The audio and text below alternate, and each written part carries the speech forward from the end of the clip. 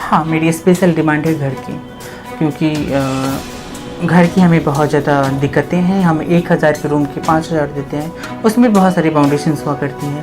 तो गवर्नमेंट की भी प्रोसेस थोड़ी सी लीचर प्रोसेस कह सकते हैं, इस कारण हम सबको सामना करना पड़ता है। एडवोकेसी के फील्ड में हो गया या फिर पुलिस के फील्ड में? अभी तक पुलिस की बात करें तो 0 सन्नाटा, अगर एडवोकेसी की बात करें तो अभी तक 0 सन्नाटा ही है। आप जैसे मुझे जहाँ तक मालूम है कि आपका जेंडर पहले कुछ और था, फिर आपने मतलब अपने आप को ये डिक्लेयर कराया कि मेरा जेंडर मतलब मेरी जो है सोच वो भिन्न है जिस जेंडर में हम पैदा हुए हैं उससे। बिल्कुल बिल्कुल। नमस्कार, हमारे इस शो की आज जो स्पेशल गेस्ट हैं वो हमारे साथ बैठी हुई हैं और ये अपना परिचय खुद से देंगी तो ज़्यादा अच्छा लगेगा। थोड़ा आप अपने बारे में बताइए, कौन है आप, कहाँ से आई हैं? जी नमस्कार, मेरा नाम अद्विका चौधरी है और मैं सबरंग रिश्ता के नाम से एक संस्था चलाती हूँ जो पटना में है, और ये गरीब, किन्नर समाज और जो भी समाज के पिछड़े वर्ग इन सभी के लिए काम करती आ रही है पिछले 1 वर्षों से। आप जैसे मुझे जहाँ तक मालूम है कि आपका जेंडर पहले कुछ और था, फिर आपने मतलब अपने आप को ये डिक्लेयर कराया कि मेरा जेंडर मतलब मेरी जो है सोच वो भिन्न है जिस जेंडर में हम पैदा हुए हैं उससे। बिल्कुल बिल्कुल। जैसा कि आप जानते हैं, हमारे माननीय सुप्रीम कोर्ट ऑफ इंडिया ने जजमेंट दिया था कि जो भी ट्रांसजेंडर व्यक्ति हैं वो अपना सेल्फ डिक्लेरेशन उसका इम्पॉर्टेंट होगा, वो अपने जेंडर का डिक्लेरेशन वो खुद से देंगे। किसी की सेक्सुअल ऑर्गन्स देखी या किसी की मतलब दाढ़ी मूछ देखी उसकी हम जेंडर डिक्लेरेशन जेंडर की वो नहीं कर सकते हैं। जो व्यक्ति की सेल्फ डिक्लेरेशन होगी वो इम्पॉर्टेंट होगी, उसे बिहाफ पे हमने सुप्रीम कोर्ट के ऑन बिहाफ हमने ट्रांसजेंडर आइडेंटिटी कार्ड बनाया, मैंने अपना ट्रांसफॉर्मेशन किया और मैं आज काम कर रही हूँ।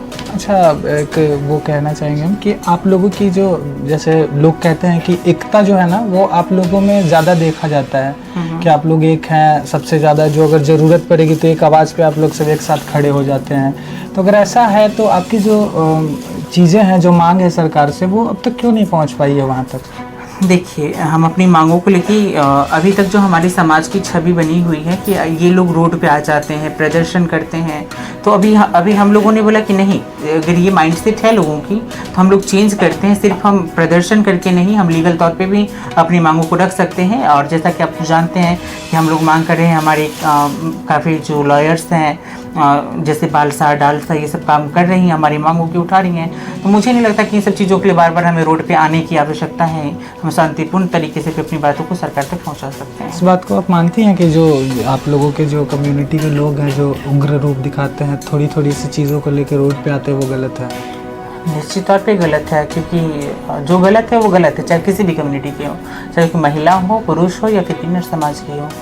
क्योंकि हमारी भी एक लिमिटेशन, संविधान हम सबको जीने के अधिकार देती है, लेकिन जो कानून है वो भी हम सबको कहती है कि आप सब बराबर हैं और आप सभी पे वही कानून लागू होंगे।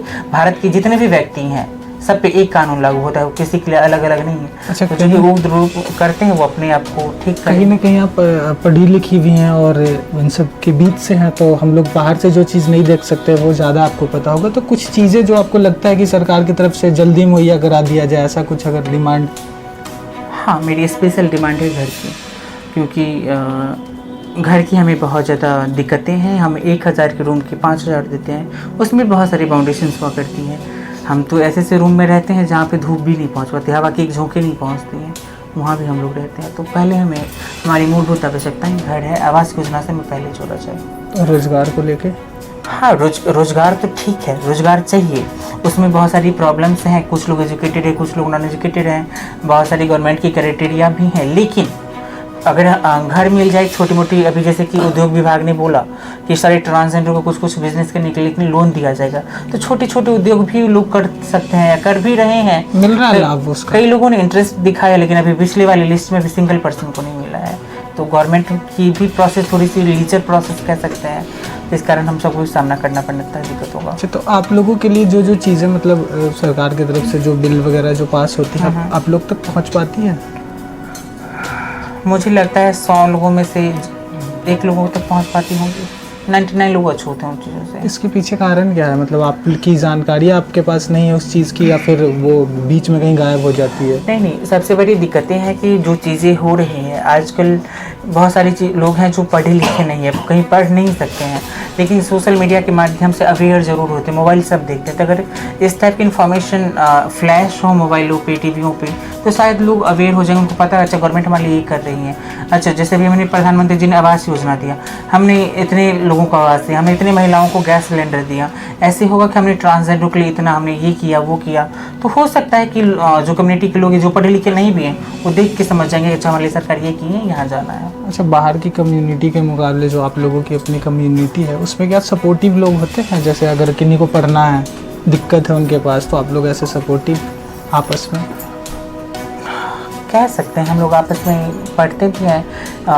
बहुत सारी, अभी जैसे कि हमारे गुरु रहमान पटना में है, उन्होंने अभी एक बच्चे को दरोगा बनाया है। हमारी कुछ बहन जैसे ICI फाउंडेशन है, वो लोग ट्रेनिंग ट्रांसजेंडरों को देकर बैंकिंग के लिए ट्रेंड की हैं। तो ऐसे बहुत सारी संस्थाएं हैं जो आगे आ रही हैं, पढ़ा रही हैं, कम्युनिटी भी पढ़ रही है। आपका जो प्रोग्राम है जिसके बारे में आपने बताया, उसमें आप क्या क्या करते हैं?